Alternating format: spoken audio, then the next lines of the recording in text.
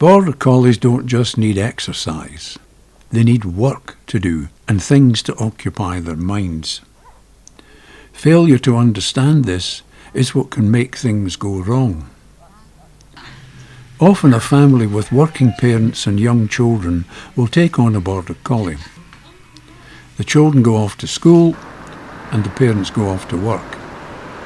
And the dog is left at home alone until they return at the end of the day. For a Border Collie, to be left alone all day with nothing to do is like torture.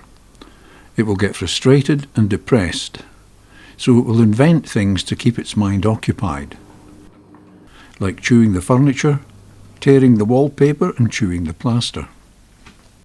When the family comes home, they don't find a nice friendly dog, but one that has been highly stressed and destructive. It may also appear to have become aggressive. It may nip or bite the children. Collies often nip or grip sheep that don't move fast enough or go where they're not meant to be.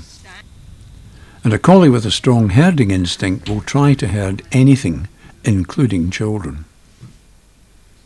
A lot of the reactions are triggered by visual stimulation, i.e. Little children running up and down, waving their hands about. Also the high-pitched voices of little children crying and getting overexcited, as children will be, children. And it's exactly that stimulates the Border Collie into its instinctive herding reactions. And often, if they're not actually moving fast enough and it stops, and that's when the collie dives in to give it a little nip just to move it on a little bit faster. The running up and down stairs, nipping the heels, is a classic. And that's the dog doesn't intend to harm the child, but that's how it appears to the child and to its parents. So the parents find themselves on the phone looking for someone to take the dog off their hands. And that is how many will come to contact Border Collie Rescue. Border Collie Rescue is a charity set up to care for collies that need to be rescued and rehomed to other owners who can give them the kind of work activity or time and stimulation that they need. Yeah, 95% of the dogs, it's now a greater proportion than it was a few years ago. 95% of the dogs we're asked to take in are from family homes, from pet homes. It's hardly surprising that so many people take on Border Collie puppies as pets. There is something about a Border Collie puppy that's just a little bit extra special, so people just fall in love with them. But the Border Collie is a very high energy, high maintenance breed which is driven by instincts instilled over many centuries of breeding by shepherds and stockmen. They do need a lot of space, a lot of time and attention. They're very intelligent and they need to use their brains as well as their bodies. They do best when they can bond to just one person who is consistent in training and to whom they can look up to as a leader and respect. Most of all, they need a mission, preferably one shared by the handler, and unless you have the time and space to fulfill all these needs, taking on a Border Collie puppy as a pet might just be the wrong thing to do. Seemingly innocent young Border Collie puppies can have a habit of turning into working sheepdogs when they're a few months old, and this is a problem if you only want one as a pet. If the pup grows up and it wants to herd, you'll be fighting its instincts, and that's something you can't train out of a dog without risking serious psychological damage, frustration, and a whole range of behavioural issues. That's why so many young Border Collie puppies end up in rescue at around a year of age. Rescue is more than just saving a dog from a predicament and passing it on to someone else. That's only part of the job. Our duty is to make sure it doesn't happen to the dog again. To truly rescue a dog, we need to assess it, get to know it, and find out what it needs to make it happy, then find a home that can provide for those needs. To do that properly, we also need to assess the potential owners, visit them at home, and make sure the dog is a good match and the home is right for it. If we don't do all of this, we're failing the dogs we take in. Proper assessments will sort out those who need to herd or have strong drive and ability to work in other areas. It shows us the dog's strengths and weaknesses. If a dog is to be a good companion and not a worker, we still need to find out its character and personality. We can then orientate the dog to the most suitable home and owner. Collies are dogs that thrive best when they can make a bond with their handlers. This bond is important for the well-being of the breed. It's part of their inherent makeup, their instinctive needs.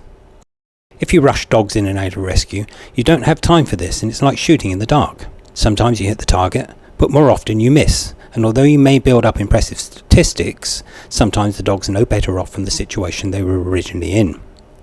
The same applies if someone goes out and buys a dog from a breeder or takes one from an advert in the papers. It's potluck. It's potluck the dog will fit into your home, and it's potluck the dog will even bond with you. The Border Collie is a multi-talented, multi-faceted breed, and this is what sets them aside from other dogs. So collies can be tricky and do not make the most straightforward of pets. But they can be very good companions. A companion is someone with whom you share experiences. Someone who goes where you go and joins in with what you do. Someone with whom you are happy to spend your time.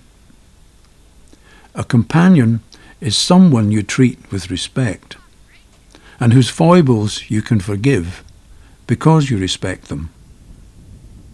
That's how to think of the Border Collie. Not as a pet, but as a companion.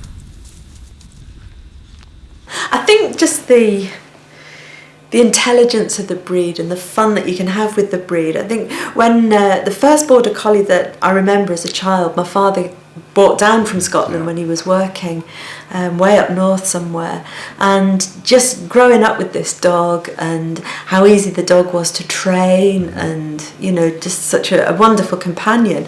I think that was it for me. You know, I know there are other lovely breeds, and there are a number of breeds that I think would be great fun to have, but we're just Border Collie people, aren't we? And Same for you, David. Yes. There is a future for the collie as a family dog, as long as there are enough people prepared to make the commitment to developing the kind of partnership with them that the shepherd does. And if you make that commitment, you will have a truly rewarding relationship with your dog. Yes, sir. We wouldn't be parted. Yeah. You got to admire them.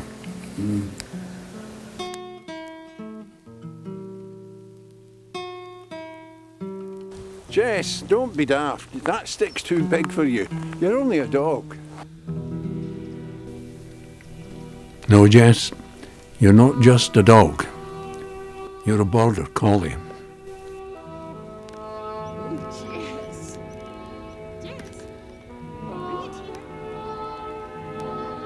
Where's the stick?